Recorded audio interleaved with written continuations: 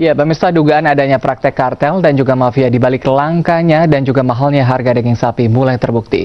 Polisi mendapati dua lokasi penimbunan sapi di Tangerang dan juga di Bogor.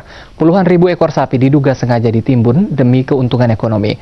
Apabila terbukti, pemilik usaha dapat dikenakan kurungan 5 tahun penjara dan juga denda 50 miliar rupiah. Bareskrim Mabes Polri yang dipimpin langsung Kabar Reskrim Komjen Pol Budi Waseso mendatangi tempat pengemukan sapi atau feedlotter milik PT Tanjung Unggul Mandiri atau TUM yang berlokasi di Desa Tanjung Burung, Kecamatan Teluk Naga, Kabupaten Tangerang, Banten, Rabu malam. Dari 21.000 ekor sapi yang ada, ditemukan 4.000 ekor sapi yang telah siap potong, namun tidak dilakukan. Dan sapi tetap berada di lokasi pengemukan sapi atau feedlotter. Komjen Pol Budi Waseso mengatakan, polisi mendapatkan informasi perusahaan pengemukan daging sapi ini tidak melakukan aktivitas pemotongan sejak Lebaran lalu, sehingga berdampak pada terjadinya kelangkaan daging sapi di pasar. Namun pemilik usaha membantah tidak melakukan pemotongan sejak Hari Raya Idul Fitri. Menurutnya, pemotongan sapi baru 4 hari ini tidak dilakukan karena pedagang daging sapi mogok berjualan. Budi Waseso akan mengecek seluruh data dan fakta yang ada dan menghukum pemilik peternakan apabila terbukti bersalah. Dari lokasi ini kita temukan secara keseluruhan 2 tempat, itu ada kurang lebih 22.000 ekor sapi. Dari 22.000 ekor sapi ini, yang siap potong adalah 4.000, ya 4.000 ekor. Itu yang siap potong, ya ini tadi. Dan ini sudah tertunda pemotongannya 4 hari. Ya, dari perusahaan ini saja, pengembangan ini adalah setiap harinya dia biasanya memotong atau mensuplai sapi untuk dipotong itu 150 ekor. Ya, jadi 4 hari ini kurang lebih sudah 700-an. Ya. Semua ini yang dari tempat ini ada 4.000 ekor yang sudah siap untuk dipasarkan. Ya. Tapi kenapa belum siap untuk dipasarkan, Pak? Sebenarnya menurut keterangan sementara dari importir, karena pembelinya tidak ada, ya, atau asosiasi pedagang daging sapi ini tidak mau membeli. Ya, nah nanti kita sedang cek ini, kenapa dia tidak mau membeli, ya. Nah, nanti sedang kita dalami. Karena itu pedagang aja. Pedagang. Oh, pedagang. Pedagang yang memang mereka tidak dagang selama 4 hari aja. Oh gitu. Tapi besok mereka udah mulai aktif kembali. Pak, hari ini Pak ya? Malam ini udah kita kirim sapi, malam ini potong, besok pagi ada. Sudah mulai aktif kembali semua. Oke. Terkait dalilnya pedagang katanya yang stoknya tidak ada, seperti apa sih, Pak? Mau? Statementnya tadi yang seperti Pak Budi katakan mungkin sama aja. Tak hanya di Tangerang, Polda Metro Jaya Kamis sore menggerebek lokasi pengemukan sapi milik PT Widodo Makmur Perkasa di Cilengsi, Bogor, Jawa Barat. Penyidik menemukan 2.500 ekor sapi dan 1.279 ekor masih dalam perjalanan. Dirkrimsus Polda Metro Jaya, Kombes Pol Mujiono mengatakan pihaknya telah menyelidiki dan memeriksa data penjualan daging sapi PT Widodo Makmur Perkasa sejak Mei hingga awal Agustus 2015. Selama Juni, perusahaan ini menjual lebih dari 900 ekor sapi dan pada Juli sebanyak 1.000 ekor. Namun di awal Agustus pemilik usaha hanya menjual 167 ekor. Penyidik mencurigai adanya upaya penimbunan demi kepentingan ekonomi dan telah menginterogasi 2 orang, manajer dan staf bagian keuangan. Di Treskrimsus Polda Metro Jaya bersama KPPU, kami telah melaksanakan penyelidikan dan pengecekan langsung di lapangan terhadap dugaan adanya kartel sapi dan tindak pidana di bidang pangan, perdagangan maupun persaingan usaha. Ada 2.500 sapi. Dalam perjalanan masih ada kurang lebih 1.279. Nah, kemudian kami cek sapi memang ada. Kemudian kami cek juga bagaimana penjualan dari bulan Mei sampai dengan hari ini. Penjualan bulan Mei, Juni, Juli itu normal. Harga kurang lebih per kilo sapi hidup itu ada 38.000 ada 39.000, namun mulai 1 Agustus per kilo naiknya cukup tinggi, biarpun setelah Lebaran, tapi harganya cukup tinggi, per kilonya 43.000. Nah, ini sedang kami selidiki, sedang kami dalami. Fakta ini sekaligus membuka tabir telah terjadi praktik kartel dan mafia daging sapi. Sebelumnya, Komisi Pengawas Persaingan Usaha KPPU mencurigai adanya praktik kartel sebagai penyebab langka dan mahalnya harga daging sapi. Karena harga di pasaran yang mencapai Rp150.000 per kilogram sangat tidak wajar. Para mafia bertujuan agar pemerintah menambah kuota impor daging sapi yang selama 2015 ini sengaja diturunkan hingga 50%. Pemerintah sendiri akhirnya memutuskan mengimpor 50.000 ekor daging sapi dari Australia. Apabila terbukti bersalah, para penimbun sapi dapat dikenakan sanksi cukup berat. Para pelaku dapat dijerat dengan Undang-Undang Larangan Praktik Monopoli KUHP, Undang-Undang Perdagangan, serta Undang-Undang Pangan, dengan hukuman kurungan paling berat 5 tahun penjara dan denda Rp50 miliar. Selain itu, importir dicabut izin usahanya. Tim Liputan JAK TV.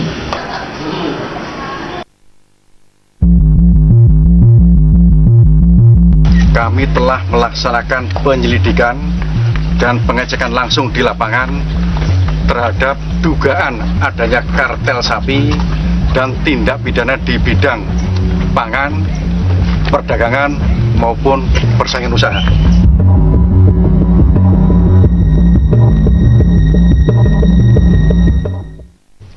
Iya, pemirsa, polisi berhasil mengungkap penimbun daging sapi. Apakah ini mulai menjadi titik terang atau mulai terbukti adanya dugaan kartel atau mafia daging sapi?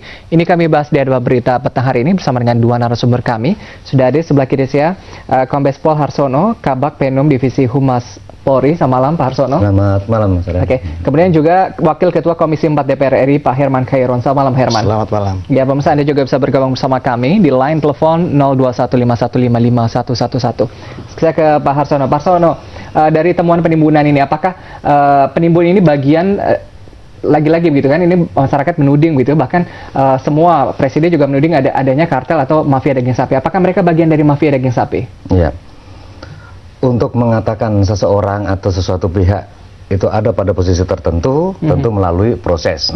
Tapi yang jelas di lapangan ditemukan di banyak titik, bukan cuma 3 sampai dengan hari ini, bahwa ada sekian titik dan ada sekian puluh ribu ekor sapi yang katakanlah sekian persen diantaranya, kalau tadi di Tangerang ada 21, hanya 2 titik, hanya ada 21 ekor, kemudian 4.000 diantaranya siap untuk dipotong, kemudian di Cilengsi ada 2.500 diantaranya siap dipotong.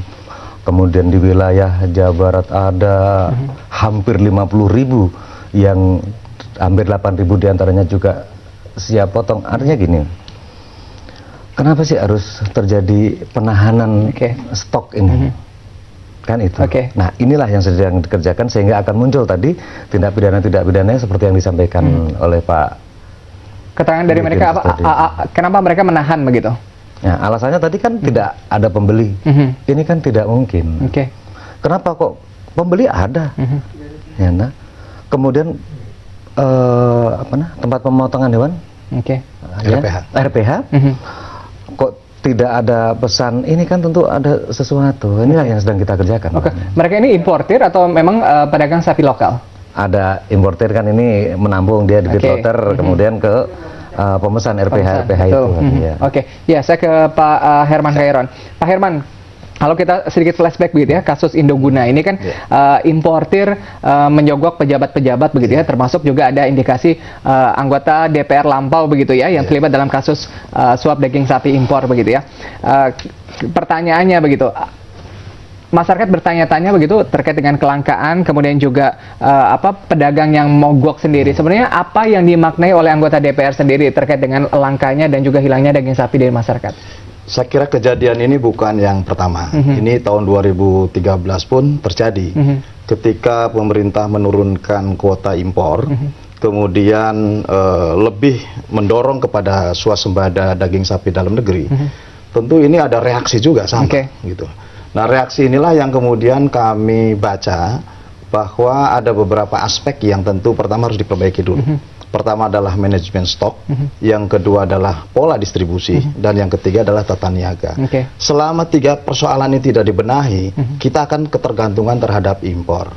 Yang kedua, kompetisi harga dalam negeri ini tidak bisa dikontrol oleh pemerintah. Karena apa? Pemerintah tidak punya stok untuk melakukan intervensi di pasar. Di mana masalahnya begitu? Karena kita tahu seharusnya sudah ada hitung-hitungan dari pemerintah begitu ya, terkait dengan kebutuhan jumlah 220 juta penduduk Indonesia, berapa besar setiap tahunnya kebutuhan daging sapi. Apakah ini tidak ada angka referensi begitu? Kenapa hitung-hitungannya selalu salah? Ada. Kebutuhan kita adalah 540 ribu ton per tahun. Dan kemudian kebutuhan dalam negeri, hitung-hitungannya kan persoalan harga dan persoalan ketersediaan. Jadi ketersediaan dan keterjangkauan ini menjadi sesuatu yang diprioritaskan. Sehingga kita mengeluarkan atau membentuk undang-undang baru, yaitu Undang-Undang Pangan Nomor 18 Tahun 2012, yang merupakan revisi dari Undang-Undang Nomor 7 Tahun 96. Kemudian kami pun merevisi Undang-Undang Peternakan dan Kesehatan Hewan, yaitu Undang-Undang Nomor 41 Tahun 2014. Jadi di dalam 2 undang-undang ini kita betul-betul melindungi terhadap bagaimana kita menuju kepada swasembada pangan, menuju kepada kedaulatan, kemandirian, dan ketahanan pangan. Nah, persoalannya adalah saat ini kita ketergantungan impornya terlalu tinggi. Dan saya sudah berpikir pasti kalau ketergantungan impor itu tinggi, pasti yang namanya kartel, yang namanya pelaku usaha memainkan harga, memainkan stok, itu adalah hampir kepastian gitu ya. Orientasi impor ini kan masyarakat menuding begitu ya, memang karena ada tadi begitu ya, jatah upeti begitu ya, suap kepada pejabat begitu, bahkan anggota parlemen begitu, sehingga kebijakan membuka keran impor ini walaupun sedikit masih terus dilakukan. Begini, persoalannya kalau impor itu tidak dilakukan, kebutuhan dalam negeri kan belum terpenuhi secara utuh. Kenapa tidak dibuka sentra peternakan daging sapi begitu? Melihat kebutuhannya kan sudah bisa pemerintah sudah menginisiasi sejak tahun 2004 sebetulnya secara bertahap sudah mulai dipenuhi. Dan kita bersyukur pemerintahan sekarang juga ingin mencapai swasembada itu. Namun ketika impor ini masih mendominasi, tentu ini dipastikan akan terjadi hal-hal yang saat ini terjadi, sehingga di dalam Undang-Undang Pangan 18 tahun 2012 dengan sangat tegas bagi para pelaku usaha pangan yang kemudian menimbun dan menyebabkan harga tinggi dan merugikan masyarakat, itu bisa dihukum, bisa dicabut izinnya, bisa denda 50 miliar, bisa dipidana 5 tahun.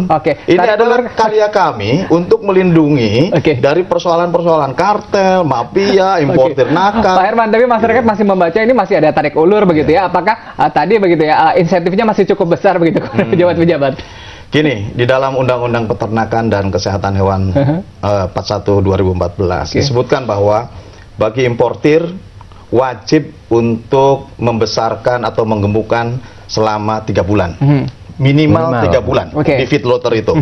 Nah, 3 bulan ini juga jangan dimanfaatkan menjadi sebuah permainan harga dan ketersediaan. Makanya saya setuju sekali. Beberapa hari yang lalu saya memberikan pernyataan bahwa kalau ada mafia, kalau ada kartel, tangkap saja. Pak. Importer ini kan hitungannya hitungan jari begitu ya. Mereka bisa ditangkap tangan begitu, bisa segera diketahui, di tracing sendiri begitu. Saya ke Pak Harsono. Pak Harsono, itu kan tadi saya katakan hitungan jari begitu ya. Kalau mereka ternyata tidak mampu menyediakan stok daging pangan begitu ya, untuk masyarakat Indonesia begitu. Apakah bisa dimainkan hukum pidana di sini, pidana pangan begitu? Ya, ada yang mendapatkan izin sebagai importir daging sapi itu ada 40-an kalau tidak salah. Betul. Yang mendapatkan izin dari departemen kementerian terkait. Pertanian. Kemudian kalau mereka melakukan penyimpangan, tanda petik itu memainkan harga itu, kenapa tidak? Undang-undangnya jelas kok, bukan cuma 50. Udah ada yang diciduk belum? Apa itu? Mereka untuk kasus ini, inilah yang sedang dikerjakan tuh itu. Jadi kan tidak bisa kita langsung bahwa kamu salah, itu tidak bisa, melalui proses itu. Iya. Pemirsa, pembicaraan masih akan kami lanjutkan, jangan kemana-mana, kami akan kembali usai pariwara.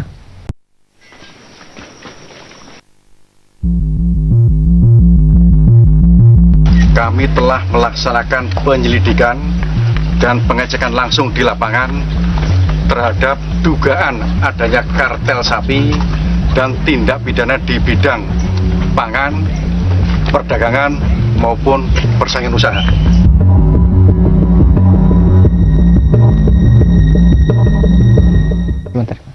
Ya, pemirsa, pembahasan kami lanjutkan dan kami sudah terhubung dengan Direktur Pembibitan dan juga Produksi Kementerian Pertanian di sini bersama dengan Pak Ali Rahman. Selamat malam, Pak Ali. Halo. Ya, iya tampaknya terputus. Oke, iya, saya mungkin ke Pak Herman lagi. Pak Herman, ini terkait dengan kelangkaan, kemudian juga hilangnya stok daging sapi sendiri. Ini masyarakat membaca bahwa pemerintah khususnya dalam hal ini Bulog selalu kalah dalam adu kuat begitu ya, menyediakan stok dan juga mengendalikan harga barang di pasar. Ya, untuk itu sebetulnya ini juga sudah digagas di mulai pemerintahan ini sudah mulai digagas revitalisasi Bulog supaya peran dan fungsi Bulog bukan hanya fokus terhadap beras. Selama ini juga tidak bisa disalahkan karena memang Bulog lebih fokus untuk mengurus masalah pangan pokok beras. Ya. Nah, dalam perjalanannya kemudian daging menjadi persoalan baik dari ketersediaan maupun dari keterjangkauan harga, stabilisasi harga ya. Kemudian juga kedelai, kemudian juga jagung. Sekarang kan jagung juga diambil alih. Nah, melihat situasi seperti ini, tentunya kami DPR melihat bahwa fungsi dan peran Bulog ini harus ditingkatkan. Dan pemerintah setuju untuk kemudian Bulog ini menjadi satu-satunya institusi negara yang diberikan tugas. Dan jangan BUMN, jangan juga Perum, ini Bulog harus menjadi institusi negara yang diberikan tugas untuk melakukan stok manajemen atau manajemen stok. Dari berbagai identifikasi yang ini akan merugikan rakyat gitu ya. Nah, yang kedua, Bulog juga diberikan kewenangan untuk melakukan impor single windows gitu ya, sehingga apa?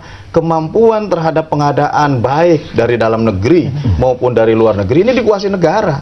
Karena apa? Kalau seutuhnya diserahkan kepada swasta dan swasta memegang sebagian besar komoditas ini yang dikhawatirkan tadi. Tiba-tiba langka, tiba-tiba harga naik. DPR juga melihat begitu pemerintah selama ini tidak hadir begitu dalam pengendalian harga dan juga stok barang.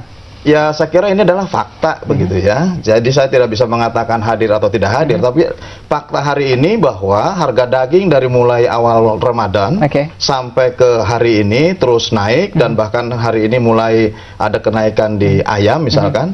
Ini yang memungkinkan tadi ketiga aspek ini belum tertata dengan DPR baik. minta nggak ke polisi untuk melakukan penyelidikan secara menyeluruh? Oh, jelas ketika kami menyusun undang-undang pangan, menyusun undang-undang peternakan dan kesehatan hewan yang di dalamnya mendelegasikan pasal-pasal sanksi, baik itu sanksi administrasi, sanksi pidana dan sanksi denda, itu adalah menjadi tugas pokok polisi untuk melakukan penyelidikan dan penyidikan. Sebelum ke Pak Harsono, kita sudah terhubung dengan Pak Ali, Direktur Pembibitan dan juga Produksi Kementerian Pertanian. Selamat malam, Pak Ali.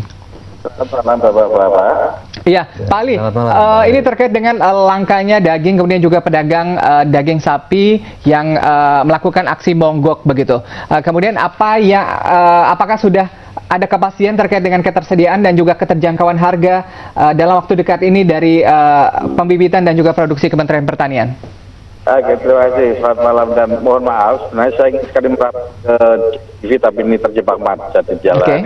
Jadi mohon maaf sekali.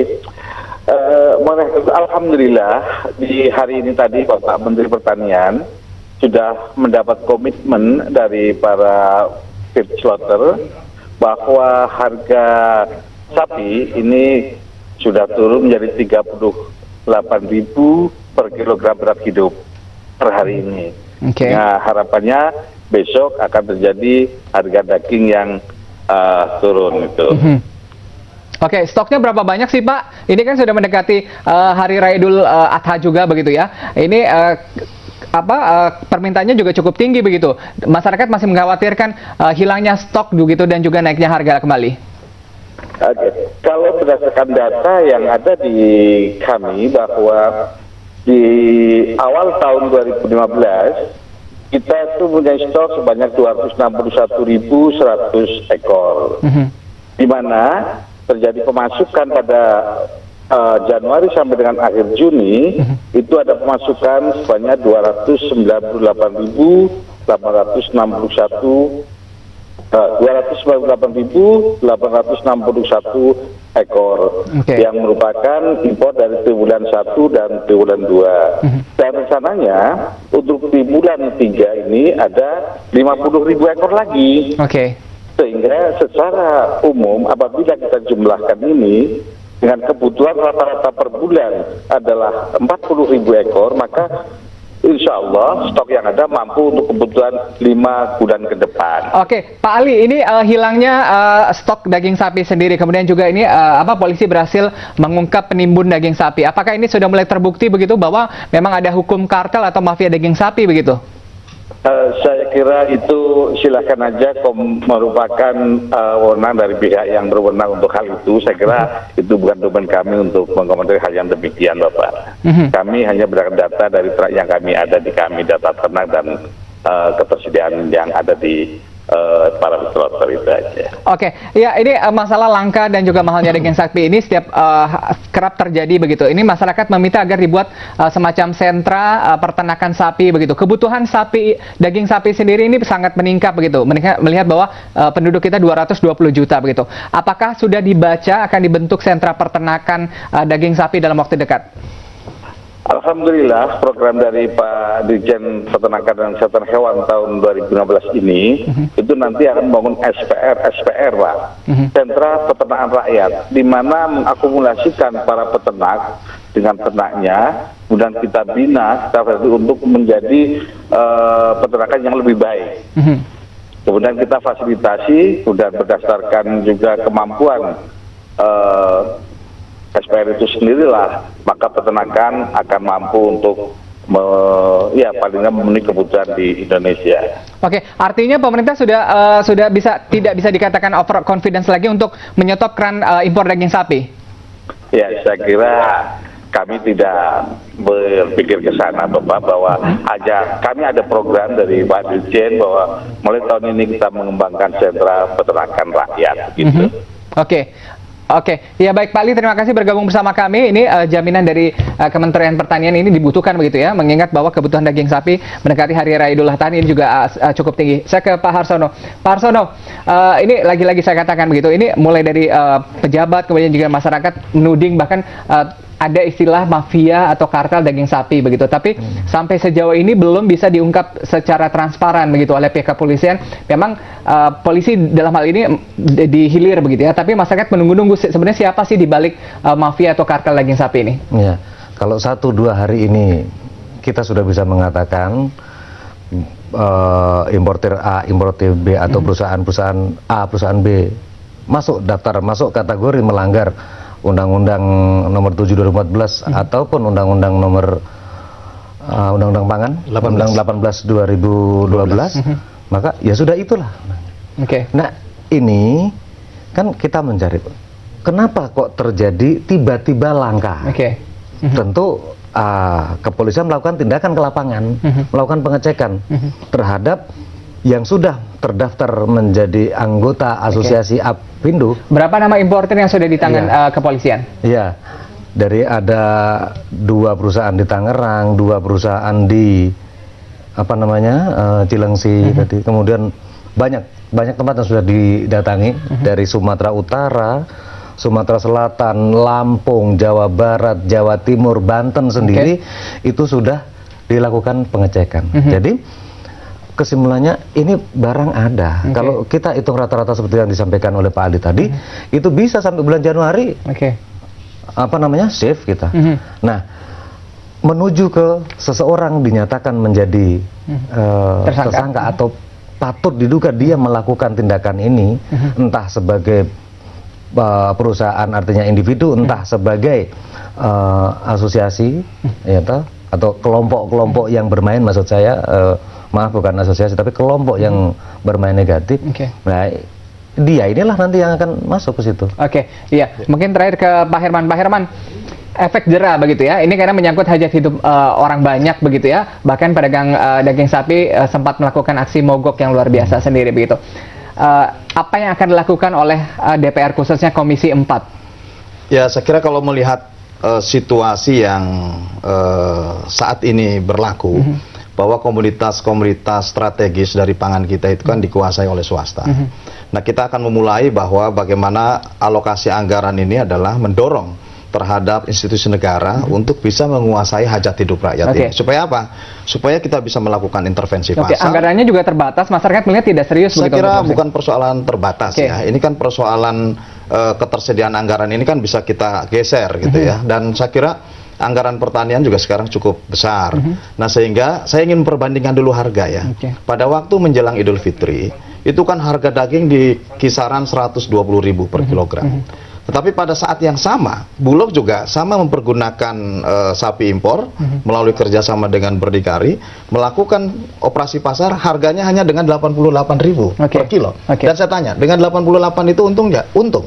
Nah, kemudian saat ini dengan kenaikan sampai 130.000 per kilogram, Bulog masih bisa menjual dengan 90.000. Nah, kalau saja toleransi untuk sampai kepada pedagang di pasar itu ada disparitasnya 10.000, kan semestinya harga daging itu relatif ada di kisaran 100.000. Nah, ini saya kira yang harus kemudian dihitung ulang sehingga manajemen stok, distribusi dan tata niaga ini juga sangat berpengaruh terhadap situasi seperti ini.